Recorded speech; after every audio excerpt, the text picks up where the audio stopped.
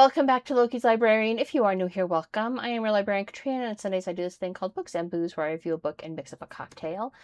Now, I absolutely love America. I love being American, land of the free, home of the brave, but what I don't love is all the bullshit that Congress spends, that money that they extort from hardworking Americans every year, what they spend that shit on, right? So this month we're looking at some of the documented bullshit, starting with this week's book, Project Mind Control, Sidney Gottlieb, the CIA, and the Tragedy of MKULTRA by John Lisle. The accompanying cocktail is a spiked Dole Whip, which is 2 ounces of spiced rum, 1 cup of frozen pineapple chunks, a half cup of pineapple juice, and 2 ounces of coconut cream. So let's do this. Let's start with pineapple. I should have grabbed a damn fork. So okay, that's 8 ounces total. There's 2.5 ounces of, there's about 6 ounces. Okay, perfect. Mathing out how much fucking pineapple chunks to throw in here, how much from the second can that I got. Should have grabbed a fork. I am distracted. Let's do this. So what is this? Well, MKUltra has been in the public sphere since like the 1980s. I mean, the earliest lawsuit was settled out of court in 1976. It leapt to pop culture popularity with Netflix's hit Stranger Things, which was inspired in part by some of the MKUltra experiments.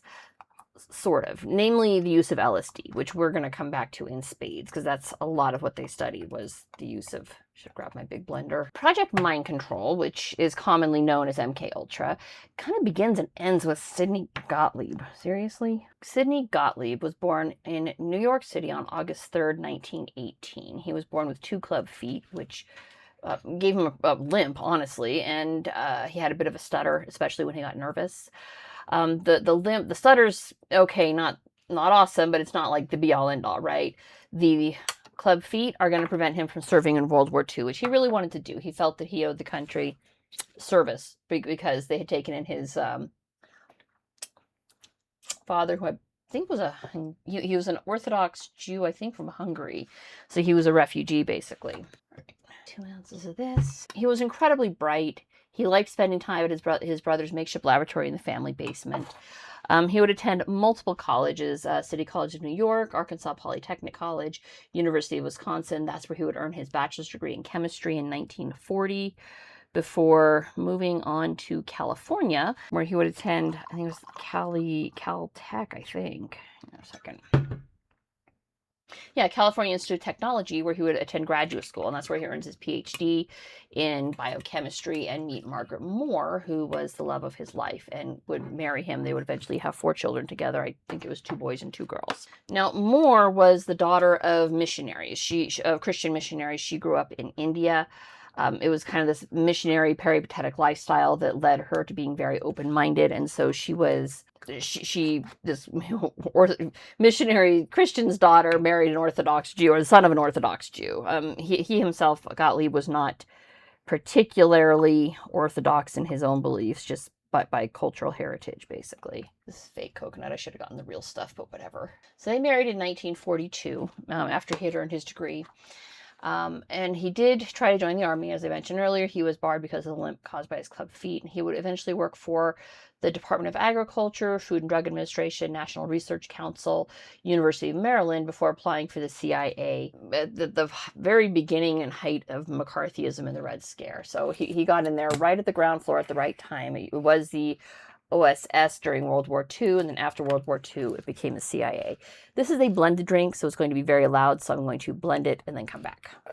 Booze smoothie, booze pineapple coconut smoothie. It actually would be a little more frozen if I had frozen the pineapple. I just put it in the fridge instead of freezing it. It would be a lot thicker if I had actually frozen the pineapple chunks. Now, fortunately for him, he was hired immediately at the CIA, given his background in biochemistry.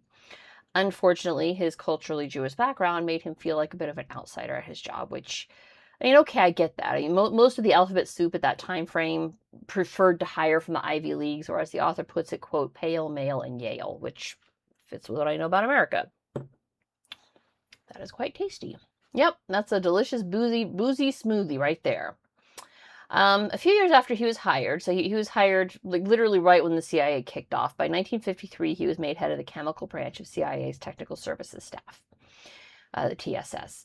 Now, at the same time Gottlieb was advancing at the CIA, the Korean War is going on. The North had captured American pilots Kenneth Enoch and John Quinn by shooting them out of the sky, where they were captured by the Chinese when they landed. And shortly after that, the pilots appeared to confess to a bunch of war crimes, claiming they were dropping bioweapons over North Korea. Now, For whatever reason, which we're never going to know, the head of the CIA, Alan Dulles, couldn't grasp why these pilots would confess to things that were not true. And they weren't true, okay? The 100% was not true. We were not dropping bioweapons over anybody. Now, the obvious answer, which is what was actually going on, is that the pilots were being brutally tortured and would confess to anything to make the pain stop. You can get anybody to confess to anything if you apply enough pressure in the right points. But Dulles didn't buy it. And when he stepped into the head role on February 26, 1953, he started trying to figure out how to manage mind control. And in April, he initiated Project MKULTRA. This is the overarching umbrella that would grow to oversee 149 sub-projects and was handed to Gottlieb to oversee the entire thing. Now, the book does not go into detail of all 149 sub-projects, although it does include a list of them in the back, and some of them just say refer back to Project 1, 3, 5, whatever. But it does cover the big ones. So the LSD, the prostitutes in the Bay Area, the electroshock treatments of psychiatric patients in Canada. Yes, Canada. You heard that correctly. The testing of various drugs on inmates in Atlanta, Georgia. The assassination plots, although as far as we know, no assassination ever actually took place. And I'm pretty sure that is the sort of thing that will remain classified as part of national security forever. Freedom of Information Act be damned. But they did think really hard about how to do it. Came up with a couple of viable plans. In at least one instance, the would-be target of the assassination was actually killed by people in his own country before the CIA could do anything about it. So there you go. Now, I have talked about LSD a couple of times before, right? The Psychedelic Handbook and Spirit Molecule, both by Rick Strassman. The Road to Elusives by Hoffman, Wasson, and Rook. Doors of Perception, all of those talk about LSD. And so I have talked about LSD. Here's the thing. Out of all of those, the one to me that would be the most important, like if you had to pick one to add to your library about the use of psychedelics, go with the Psychedelic Handbook. The others are good. They provided some good details, some good information. But the Psychedelic Handbook, Strassman, damn it, and I proofread this thing too. In the Psychedelic Handbook, Strassman talks about the importance of set, setting, and dose, all of which were never even a thought in the minds of the MKUltra researchers.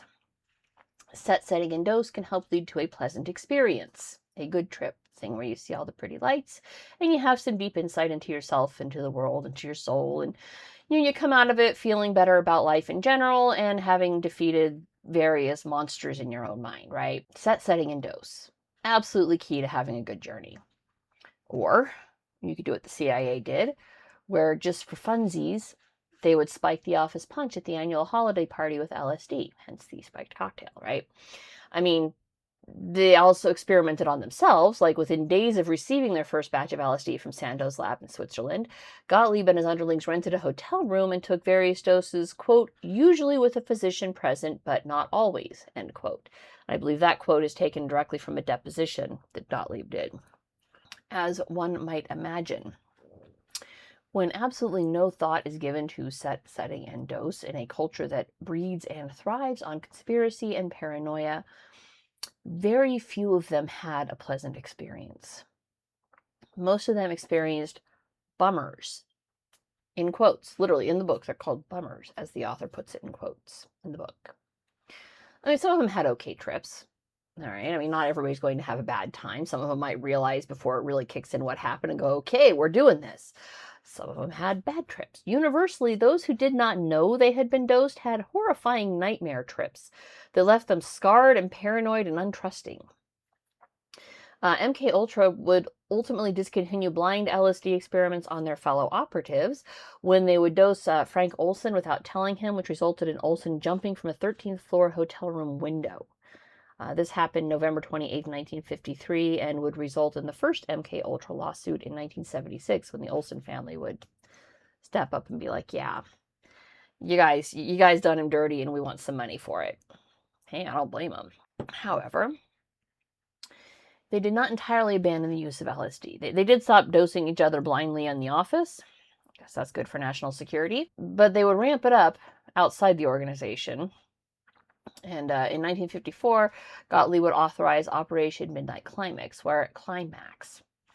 wherein one George White, who was a pervy little sex addict freak, would dose various criminals with LSD and then watch from a two-way mirror as they had sex with their prostitutes. I think when I read Chaos, the Manson book last year, I think that's the book I read it in, where the author said that like White would have like a toilet set up so he didn't even have to leave the room to go to the go to the bathroom. He could just sit there and whack it and watch the sex going on the other side of the mirrors. Just fucking weirdo.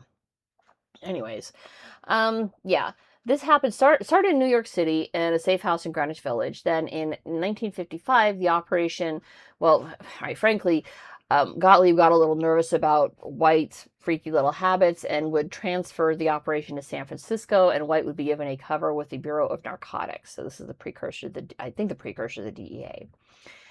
This allowed some distance between what he was doing and the CIA, who were funding his experiments. That plausible deniability. It's a good thing to have, right?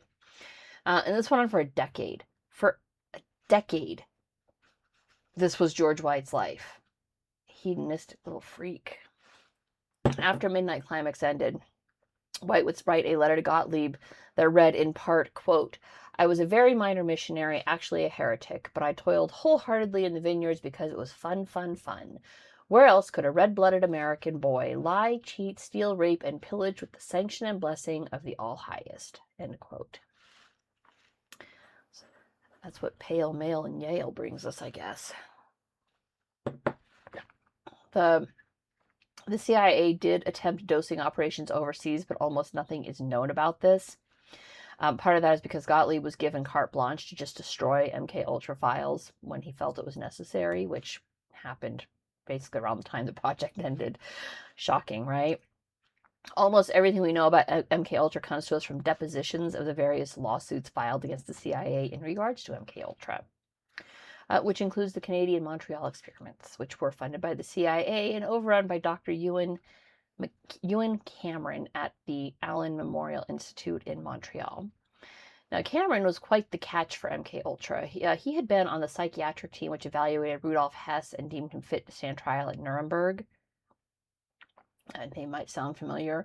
It'd be the very same Nuremberg that spawned the Nuremberg Codes, the first point of which is the voluntary consent of human subjects is absolutely essential. It's like point one. He would be very well aware of that point. In fact, he is aware of that point because he started out making sure he had everybody's consent to the things that he did to them. The fourth point, though, he ignored because it was inconvenient to what he wanted to do. The fourth point declares that any experiment involving humans should be so conducted as to avoid all unnecessary physical and mental suffering and injury. Yeah, he ignored that one because Cameron became a proponent of psychic driving. What is psychic driving, you may ask?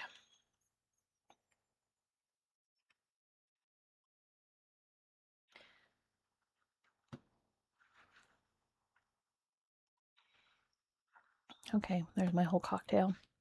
Psychic driving is subjecting mental patients to repeated auditory messages to induce enough stress in them to reprogram their behavior. Now, what do you think the key word in the above sentence is?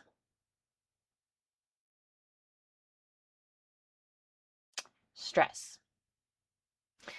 Because really, this is no different than playing positive affirmations on a loop, trying to affect a change, right? You are beautiful. You are strong. You are kind. You can literally go to YouTube right now and download any number of positive affirmations running from like 30 minutes to 3 hours, running on a loop of just positive affirmations of what a good, awesome person you are and how great your day is going to be. Nothing wrong with that. Free will, free choice. You can do that. But then when the motivating force is stress, well, the repeated auditory messages were not positive affirmations. One female patient had a message that repeated on an endless loop, "Do you realize that you are a very hostile person? Do you know that you are hostile to the nurses? Do you know that you are hostile with patients? Why do you think you are so hostile? Did you hate your mother? Did you hate your father?" Now, apparently, When she heard this on a repeated loop, it created some hostility in her, weirdly enough. And when she would rip the headphones off her head, they would put the headphones on her head and then put a helmet over it and strap it on her so that she couldn't take it off and would have to listen to it.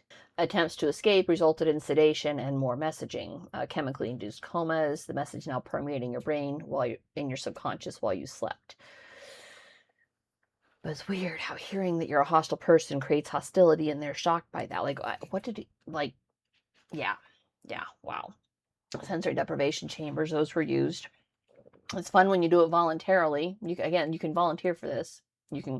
Most major cities have sensory deprivation pods where they're kept at ambient temperature, complete salinity so that you float. Then they, close the lid, everything's dark, and people have wild times. And sometimes it's a good time, sometimes it's a bad time, but it's voluntary. You go there and you pay for the privilege, right?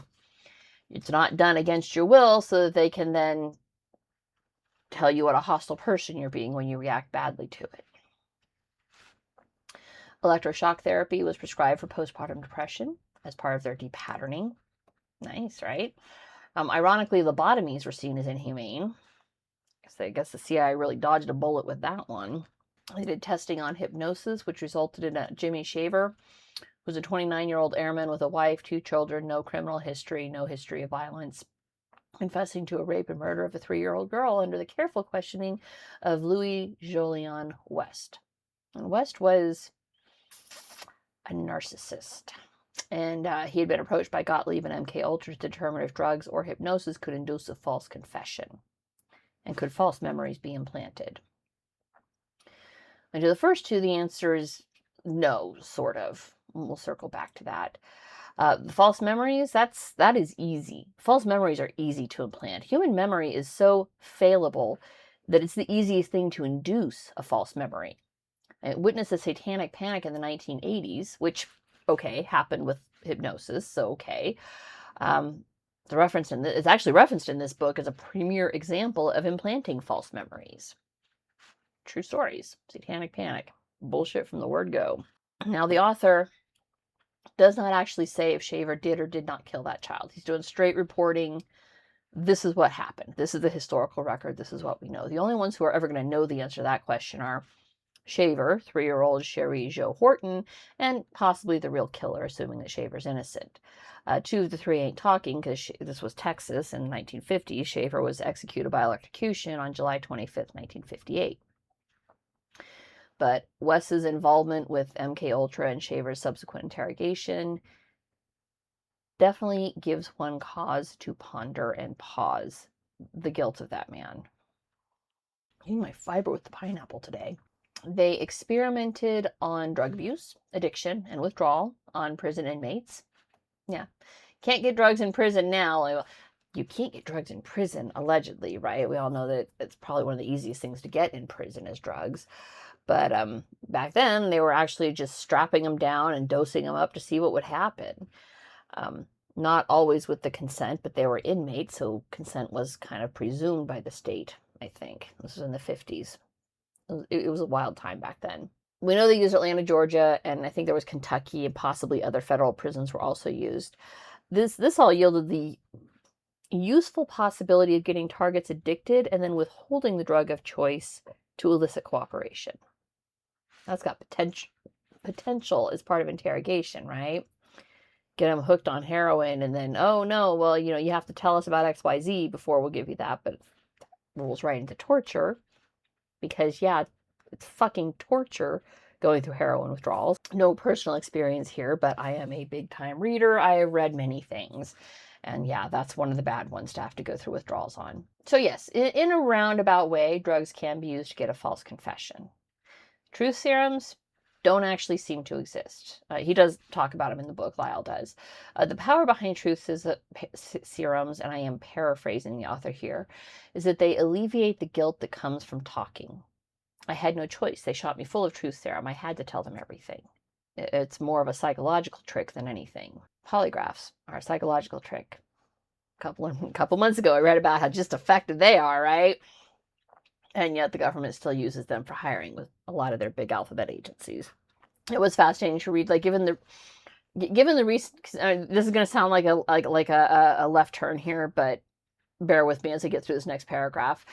Given the recent conspiracy theory about Bill Gates and the Red Star tick and alpha-gal syndrome, I was fascinated and disturbed to see that Subproject 70 involved catching ticks and milking their salivary glands for a neurotropic toxic substance that could serve as an effective knockout drug. And that big old conspiracy theory going around about how Bill Gates is deliberately inducing alpha-gal syndrome using ticks, red star ticks specifically. Alpha-gal is the one where you get bitten and suddenly you're allergic to red meat. He's doing that to push his whole fake meat bullshit. Yeah. And that's a conspiracy theory that I tend to believe, but I also don't think that highly of Bill Gates. And I mean, I do love a good conspiracy theory, man. Like, if anybody was in a position to fund a program through the CIA, it's definitely Bill Gates. He's got the money and he's got the contacts. Now, having said that, I love a good conspiracy theory, right? Lisle does caution the danger with conspiracy theories is that they can neither be proven nor disproven, and any evidence against is seen as evidence for. But I always say the absence of evidence is not the evidence of absence. What?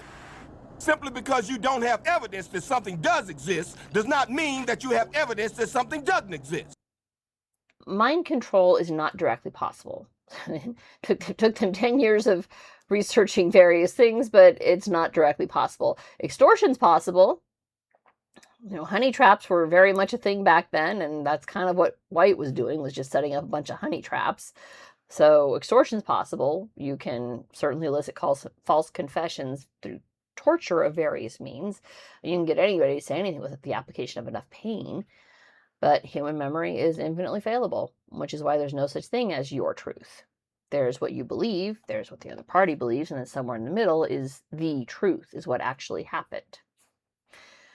The records that Gottlieb destroyed would be the only record of what actually happened.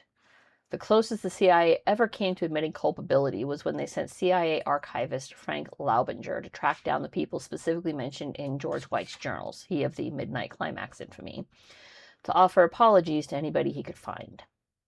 He actually traveled openly with CIA credentials, which is practically unheard of. I'm trying to think of any period in time wherein the CIA would actually carry credentials that say, yes, I'm with the CIA, and the mind boggles. This is pretty much the only one I've ever heard of. Most seem to treat it like water under the bridge, like, what are you going to do? It's already done, right?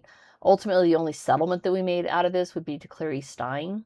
Stein was dosed with LSD by White, and then when she called him wanting to know what was going on, he just told her to go to sleep and hung up on her, so she spent a paranoid night, startled and terrified, watching the colors fly. Stein and her husband are patriots of another breed, man, because instead of taking that to court and saying, hey, this guy showed up on my porch with CIA credentials and apologized, they admitted culpability, I want $1 million, they settled for $15,000 and lunch at the rendezvous room at CIA headquarters, which, pretty patriotic of them. The victims task force, which is what Laubinger was heading up, was focused solely on Midnight Climax. According to the CIA, take that with a grain of salt, according to the CIA, the other sub-projects were run by, quote, reputable, sometimes even eminent scientists, end quote. One of the most fascinating cycles highlighted by the author was in the second to last chapter of the book, when he labels the vicious cycle of secrecy. So, 1, secrecy leads to plausible deniability, right? It's that need to know. 2, plausible deniability leads to reckless behavior. Because if he can deny it happened, then he doesn't really know what happened. Reckless behavior leads to embarrassment. What happens when you get caught? And then embarrassment doubles down on secrecy. Just lather, rinse, repeat. And he outlined how the above cycle works through various political scandals, namely Iran-Contra, the Patriot Act surveillance state that was created, and Bush 43's authorization of extraordinary rendition during the War on Terror. How do we break this cycle? Well, Lisle provides some insight there too. The first is absolute freedom of speech. We need the First Amendment more than ever. All speech needs to be free, not just speech you personally agree with, because once they start outlawing disagreeable speech, the nation is lost. And just look at Great Britain. The author even says, once the pendulum swings so far that the press is universally approving of the government, we're in a dark place. That's a bad place to be in. The second point is to, quote, realign the incentives of the elected representatives so that they take seriously their role as overseers. Gerrymandering, closed primaries, plurality voting, and winner-take-all elections currently incentivize these representatives to engage in political theater at the expense of actual governance. End quote. Like, bingo, man, he nailed it. Could not have said it better myself. Open primaries would leave the extremes in both parties on the outside looking in, because the wide gap in the middle are going to ensure that more moderate candidates are selected to run on each ticket. Yet 20% of the left are just always going to vote left no matter what, and 20% on the right are going to vote right no matter what. And then you got 60% of the United States of America are damn in the middle and trying to figure out what the fuck is going on with this country. Open primaries would shut out the extremes. More moderate candidates would be selected. Gerrymandering has been a problem for like 150 years. It's a practice both sides engage in. First past the post and winner takes all leaves the majority disillusioned with democracy. MKUltra spanned a wide variety of sub-projects, from the fairly benign hiring a magician to teach sleight of hand to the operatives, which is basically how the office punch came to be spiked with untold doses of LSD. And the office staff were just practicing their new skills. Conducting library searches, consultations, assessments, evaluations of data submitted by the technical services staff. It's benign. Studying how food delays the absorption of alcohol. It's benign. Useful knowledge, but it's benign, right? Interviewing Hungarian refugees to understand the sociology of the communist system. It's important stuff. Stuff, sure, we need to know that. Those are all benign, even useful. I have nothing but respect for our operatives, and yes, knowing how to spike a drink could potentially save their lives, so I have nothing against that. Interviewing refugees from enemy states is well within the purview of the CIA. But the effects of torture and the plotting of assassinations were included in the list of sub-projects for MKUltra, and yeah, I have a problem with my tax dollars being used thusly. This book was riveting. It was well written, fast-paced, each chapter flowed smoothly into the next, and I recommend this if you want to know more about MKUltra and how the CIA spent its formative years. And that's it for this week. If you liked what you saw, don't forget to subscribe, and I will see you guys next Sunday. Bye.